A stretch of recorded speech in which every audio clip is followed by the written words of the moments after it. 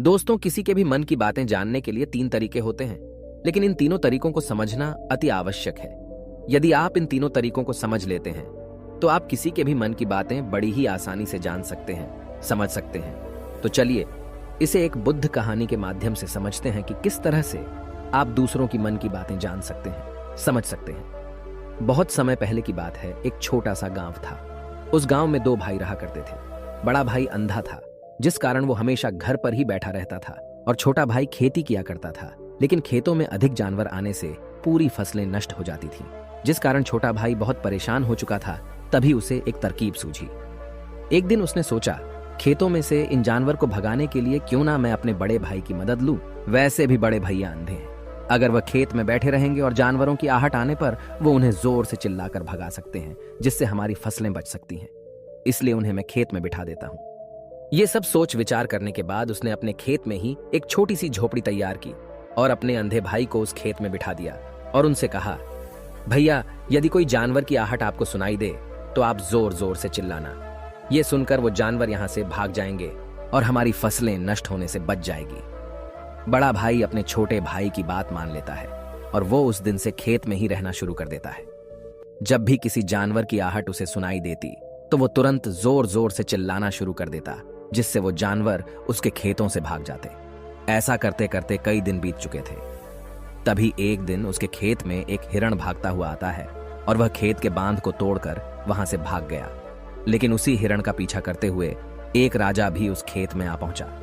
तभी राजा की नजर उस अंधे भाई पर पड़ती है। राजा उस व्यक्ति से कहता है, देखो, मैं यहां पर एक जानवर का पीछा करते हुए आया हूं। क्या तुमने उस जानवर को यहां पर देखा है? इस पर वो व्यक्ति कहता है, हे राजन, मैं तो अंधा हूं। मैं भला किसी जानवर को कैसे देख सकता हूं? लेकिन मैं आपको इतना जरूर बता सकता हूं कि जो जानवर मेरे खेतों से होकर भागा है वो आपके लायक नहीं है। आप उसके पीछे अपना समय यूं ही व्यस्त कर रहे हैं। राजा उस अंधे व्यक्ति की बात सुनकर बड़ा अचरज में पड़ गया। वो ये सोचने लगा कि आखिर ये तो अंधा है, फिर इसे कैसे पता कि जिस हिरन को मैं तलाश रहा हूं वह हिरन मेरे लायक है ही नहीं। ये अंधा व्यक्ति मुझे कैसे बता सकता है? तभी राजा उस अंधे व्यक्ति से कहता है, कहीं तुम मुझसे झूठ तो नहीं कह रहे? एक तरफ तुम ये कहते हो कि तुम अंधे हो और दूसरी तरफ तुम ये भी कह रहे हो कि जो जानवर यहां से भागा है वो मेरे लायक नहीं है। इस पर वो अंधा व्यक्ति कहता है, हे राजन, जिसे आप एक हिरण समझ रहे हैं, असल में वो एक हिरण नहीं है, बल्कि एक हिरणी है, और वो भी गर्भवती है। और जहां तक मुझे ज्ञान है, मैंने कभी किसी राजा को किसी गर्भवती हिरणी का शिकार करते हुए नहीं सुना है। और इसी कारण मैं आपसे ये कह रहा हूं कि वो हिरणी आपके लायक नहीं है। आप उसके पीछे अपना समय व्यर्थ ना करें। यह सुनकर राजा और भी अचरज में पड़ गया। वो ये सोचने लगा कि आखिर ये अंधा आदमी ये कैसे जान सकता है कि वो हिरणी है और गर्भवती है। राजा कुछ देर सोच विचार करने के बाद अपने सेनापति से कहता है, सेनापति जी, मुझे वो जानवर जिंदा चाहिए, क्योंकि मुझे यह पता करना है क्या वह हिरणी है और क्या वह गर्भवती है। क्योंकि यह अंधा आदमी बहुत विश्वास के साथ कह रहा है और मुझे इस बात की पुष्टि करनी है। यदि वह हिरणी हुई और गर्भवती हुई तो वह हमारे शिकार के लायक नहीं है, क्योंकि हम तो एक हिरण का पीछा कर रहे थे। इसलिए जाओ और पता करो कि क्या वो हिरणी है। सेनापति राजा से आज्ञा लेकर आगे की ओर बढ़ चलता है और कुछ देर बाद जब वह वापस लौट कर आता है तो वह राजा को कहता है, हे राजन, इस अंधे आदमी ने जो भी बातें कही हैं वो बिल्कुल सही हैं। वो एक हिरणी ही है और वह गर्भवती भी है। यह सुनकर राजा आश्चर्यचकित रह गया। उसे समझ नहीं आ रहा था कि आखिर अंधा आदमी कैसे पता कर सकता है कि वह जानवर एक हिरणी है, और तो और वह गर्भवती है। भला एक अंधा आदमी यह कैसे देख सकता है? यह कैसे जान सकता है? आखिर इसे यह कैसे पता चला? ऐसे कई सारे प्रश्न अब राजा के मन में उमड़ने लगे। अब राजा ने यह ठान लिया था कि मुझे इस बात की तह तक पहुंचना ही है कि आखिर यह अंधा आदमी कैसे जानता है कि वह जानवर एक हिरणी है। यह सोचकर राजा उस अंधे आदमी के पास जाता है और उस अंधे आदमी से कहता है, देखो, मैं ये तो नहीं जानता कि तुम सचमुच अंधे हो या नहीं, लेकिन मैं तुमसे एक बात जानने आया हूं। क्या तुम मेरे प्रश्न का सही सही जवाब दोगे? इस पर अंधा व्यक्ति कहता है, हे राजन, आप जो कुछ पूछना चाहते हैं मुझसे पूछ सकते हैं। मैं आपको बिल्कुल सच सच जवाब दूंगा। इस पर राजा कहता है, देखो, एक तो तुम कहते हो कि तुम अंधे हो और दूसरी तरफ तुमने यह बता दिया कि जिस जानवर का पीछा मैं कर रहा हूं वह एक हिरणी है, और तो और वह गर्भवती भी है। आखिर तुम्हें यह कैसे पता चला? तुम्हारे खेत में और भी तो जानवर आते होंगे, और भी तो जानवर यहां से गुजरते होंगे, फिर तुमने यह कैसे अंदाजा लगाया? तभी वह अंधा व्यक्ति राजा से कहता है, हे राजन, आप जिस हिरणी का पीछा कर रहे थे वही हिरणी जब मेरे खेत में आई, उसकी रफ्तार और उसके भागने की आहट से मुझे यह एहसास हो चुका था कि यह एक हिरणी है और मेरे खेत की जो बांध है वह बहुत छोटी है, उसकी ऊंचाई ज्यादा नहीं है। यदि कोई हिरण होता तो उस बांध को बड़ी आसानी से लांघ जाता, लेकिन वह हिरणी इस बांध को तोड़कर भागी है और यदि वह इस बांध को छलांग लगाकर पार करने का प्रयास करती तो इससे उसके बच्चे को खतरा होता, और इसी बात से मैंने यह पता लगा लिया कि वह गर्भवती है। इस कारण वह ज्यादा ऊंची छलांग न लगाकर मेरे खेत की बांध को तोड़ते हुए भाग गई। इस पर राजा के मन में एक और प्रश्न उठा। राजा ने कहा, किंतु तुम्हें कैसे पता चला कि वो एक हिरणी ही है? और भी तो कोई जानवर यहां पर आ सकते हैं। इस पर वो अंधा व्यक्ति कहता है, हे राजन, मैं पूरा दिन सुबह शाम यहीं पर बैठा रहता हूं और मेरी सुनने की शक्ति बहुत तेज है। मैं ये बाफ जाता हूं कि कौन सा जानवर मेरे खेत में आया है और उसी के आधार पर मैं जोर जोर से चिल्लाता हूं ताकि वो मेरे खेत से भाग जाए और मेरे खेत की फसलों को नष्ट ना कर पाए। राजा उस अंधे आदमी का यह जवाब सुनकर पूरी तरह से संतुष्ट हो चुका था। वो मन ही मन ये सोच रहा था कि आदमी भले ही अंधा हो, लेकिन ये तो बड़ा ज्ञानी मालूम पड़ता है। इस आदमी से कुछ ना कुछ तो काम निकलवाना ही चाहिए। ये विचार लिए हुए राजा वहां से वापस अपने महल की ओर लौट जाता है। राजमहल पहुंचते ही राजा उस अंधे व्यक्ति से कहता है, आप तो बड़े ज्ञानी व्यक्ति है, आपको किसी भी बात का पता बड़ी आसानी से चल जाता है। आज मैंने आपको यहाँ पर इसलिए बुलाया है क्योंकि मैं आपसे ये जानना चाहता हूँ कि मेरी पत्नी पतिव्रता है या नहीं। इस पर वो अंधा व्यक्ति कहता है, हे राजन, ये कैसा प्रश्न हुआ? इस पर राजा कहता है, मैंने आपसे बिल्कुल उचित प्रश्न किया है, मुझे इस प्रश्न का उत्तर दीजिए। इस पर वो अंधा व्यक्ति कहता है, हे राजन, ये सारी बातें जाने दीजिए। आपकी शादी को इतने साल बीत चुके हैं और अब आप ये बात क्यों जानना चाहते हैं? आपके मन में ऐसे प्रश्न क्यों उठ रहे हैं? इस पर राजा जिद करते हुए कहता है, देखिए, आपको मुझे इस प्रश्न का उत्तर तो देना ही होगा। यदि आप मुझे इस प्रश्न का उत्तर नहीं देंगे तो मैं आपको मृत्युदंड दे दूंगा। राजा के मुख से यह बात सुनकर वो अंधा व्यक्ति कहता है, हे राजन, यदि आप इस प्रश्न का उत्तर चाहते हैं तो उसके लिए आपको मेरा एक काम करना होगा। राजा कहता है, बोलो, मुझे क्या काम करना होगा? इस पर व्यक्ति कहता है, इसके लिए आपकी पत्नी को मेरे साथ कमरे में अकेले छोड़ना होगा। उस अंधे व्यक्ति की यह बात सुनकर राजा पहले तो क्रोधित हो जाता है, लेकिन फिर कुछ सोच विचार करने के बाद वह उस व्यक्ति की बात मान लेता है और अपने सेनापति को आदेश देता है, सेनापति जी, इस व्यक्ति को और मेरी पत्नी को एक कमरे में कुछ देर के लिए अकेला छोड़ दे। सेनापति बिल्कुल वैसा ही करता है। अब राजा की पत्नी और अंधा आदमी एक कमरे में बंद हो चुके होते हैं। तभी वो अंधा आदमी राजा की पत्नी से कहता है, मुझे आपको छूना है। इस बात पर रानी अत्यधिक क्रोधित हो जाती है और उस अंधे आदमी को वो पकड़ पकड़ कर पीटने लगती है, कभी हाथों से तो कभी लातों से तो कभी पटक पटक कर। इस तरह से उन्होंने उस अंधे आदमी की खूब पिटाई की। उसके बाद किसी तरह से वह अंधा आदमी अपनी जान बचाकर वहां से भाग निकलता है और वह राजा के पास पहुंचता है और वह राजा से कहता है, हे राजन, आपकी पत्नी पतिव्रता नहीं है। यह बात सुनकर राजा अत्यधिक क्रोधित हो उठता है और राजा अपनी तलवार निकालकर सीधा अपनी पत्नी की ओर जाता है और क्रोधित होकर वह अपनी रानी से कहता है, रानी जी, आज मैं जो भी सवाल आपसे करने वाला हूं उसका मुझे सच सच जवाब दीजिएगा, और यदि आपने एक शब्द भी झूठ कहा तो मैं आपका अभी के अभी सर धड़ से अलग कर दूंगा। तभी आगे वह राजा कहता है, मुझे बताइए, क्या आप पतिव्रता हैं या नहीं? इस पर रानी कहती है, हे राजन, आप भले ही मुझे जान से मरवा दीजिए, लेकिन मैं पतिव्रता नहीं हूं। राजा यह बात सुनकर बहुत खुश हुआ, क्योंकि उस अंधे आदमी ने जो भी कहा था वह बिल्कुल सच था। यह बात सुनकर तुरंत ही राजा उस आदमी के पास पहुंचता है और आकर उस अंधे आदमी से कहता है, तुम्हें कैसे पता चला कि मेरी पत्नी पतिव्रता नहीं है? इस पर वह अंधा आदमी कहता है, हे राजन, बड़ी सीधी सी बात है, मैंने तो आपकी पत्नी से बस इतना ही कहा था कि मुझे आपको छूना है, और इस बात पर वह इतना क्रोधित हो उठी कि उन्होंने गुस्से में आकर मुझे लात घूंसों से पीटना शुरू कर दिया। और भला कोई औरत किसी और मर्द को कैसे छू सकती है? लेकिन उन्होंने न आव देखा न ताव, बस लात घूंसे मुझ पर बरसाने शुरू कर दिए। वह भी तो एक छूना ही हुआ, और एक पतिव्रता नारी कभी भी पराये मर्द को नहीं छूती। जब मैंने उसे छूने के लिए कहा था तो वह उस वक्त मुझे मना कर सकती थी, लेकिन उन्होंने तो मुझे पीटना शुरू कर दिया और देखते ही देखते उन्होंने मेरे पूरे शरीर को छू लिया। अब आप ही बताइए, ऐसी स्त्री भला पतिव्रता कैसे हो सकती है? इस पर राजा कहता है, तुम तो बड़े ज्ञानी मालूम पड़ते हो। अच्छा ठीक है, चलो तुम मेरे एक प्रश्न का और जवाब दो। यदि तुमने मुझे इस प्रश्न का सही सही जवाब दे दिया तो मैं तुम्हें यहां से जाने दूंगा। आगे राजा उस अंधे आदमी से कहता है कि तुम मुझे यह बताओ, क्या मैं सच में अपने पिताजी का ही बेटा हूं या फिर किसी और का? इस पर वह अंधा भी कहता है, हे राजन, इस बात से आपका क्या लेना देना? आप किसी की भी औलाद हो, आखिर आप हैं तो इस राज्य के राजा, इसलिए इस प्रश्न को जाने दीजिए। लेकिन राजा कहता है, नहीं नहीं, मुझे इस प्रश्न का सही सही जवाब चाहिए, अन्यथा यह प्रश्न मुझे हमेशा परेशान करता रहेगा। इसलिए मैं इसका सही सही जवाब जानना चाहता हूं। यदि तुम इसका सही सही जवाब दे देते हो तो तुम यहां से जा सकते हो, मैं तुम्हें नहीं रोकूंगा। इस पर वह अंधा आदमी कहता है, हे राजन, इसके लिए तो मुझे आपके मां के पास भी जाने की कोई आवश्यकता नहीं है। मैं आपको अभी अभी यह बता सकता हूं कि आप किसकी औलाद हैं, लेकिन उससे पहले मैं चाहता हूं कि आप मुझसे एक वादा करें कि आप मुझ पर क्रोध नहीं करेंगे। राजन ने कहा, मैं तुमसे वादा करता हूं, मैं तुम पर क्रोध नहीं करूंगा। इसके बाद वह अंधा आदमी राजा से कहता है, हे राजन, आप है तो अपने ही पिता के पुत्र, लेकिन आप पर एक कंजूस सेठ की छाया पड़ी हुई है। यह सुन राजा बहुत क्रोधित हो उठा और वह तुरंत तलवार निकालकर अपनी मां के पास जा पहुंचा।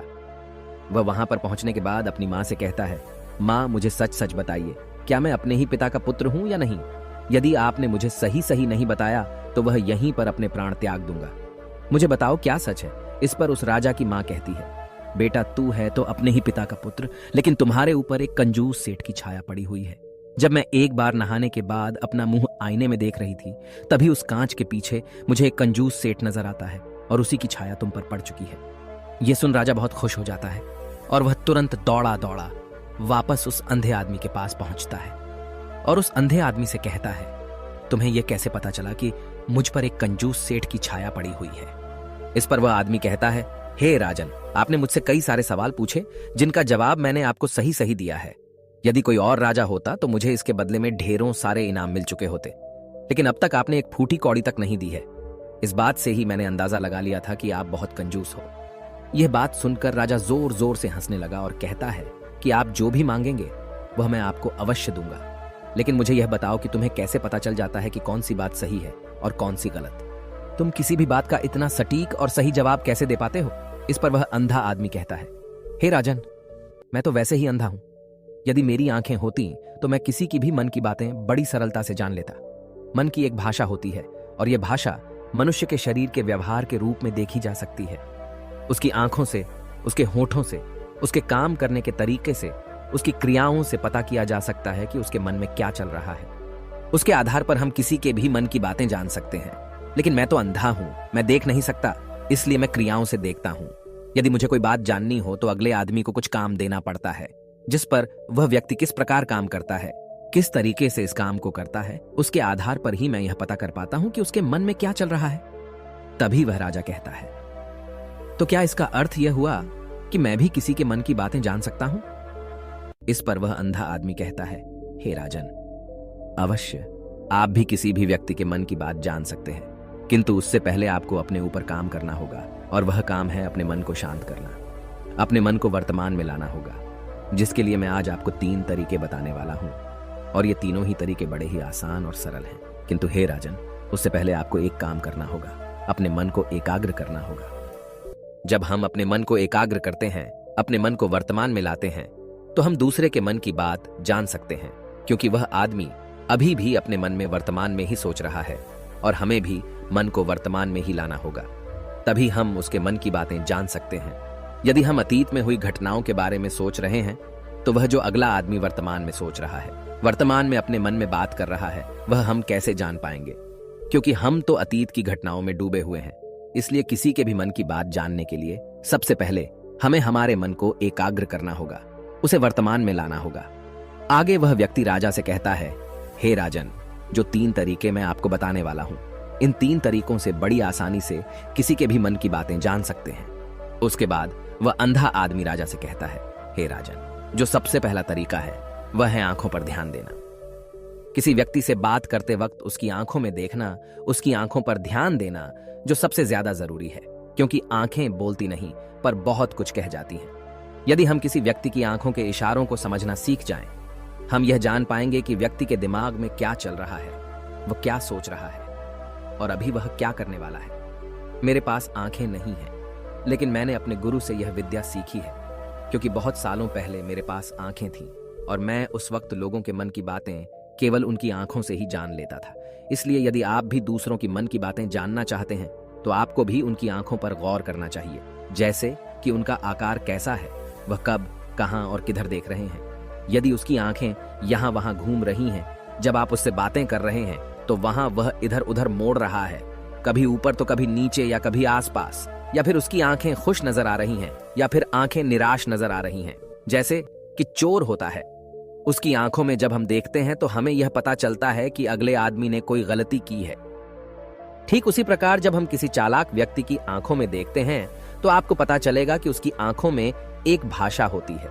एक बहुत ही सीधा और आसान तरीका होता है। यदि आपको यह पता लगाना है कि सामने वाला व्यक्ति आपसे झूठ कह रहा है या फिर सही, तो आपको उसकी आंखों पर ध्यान देना अति आवश्यक है। यदि आपसे बात करते वक्त वह व्यक्ति अपनी आंखें यहां वहां घुमा रहा है, ऊपर नीचे, इधर उधर, दाएं बाएं, हर जगह देख रहा है, तो इसका अर्थ यह हुआ कि वह उस बात से निकलने का कोई रास्ता ढूंढ रहा है, वह कोई झूठ बना रहा है।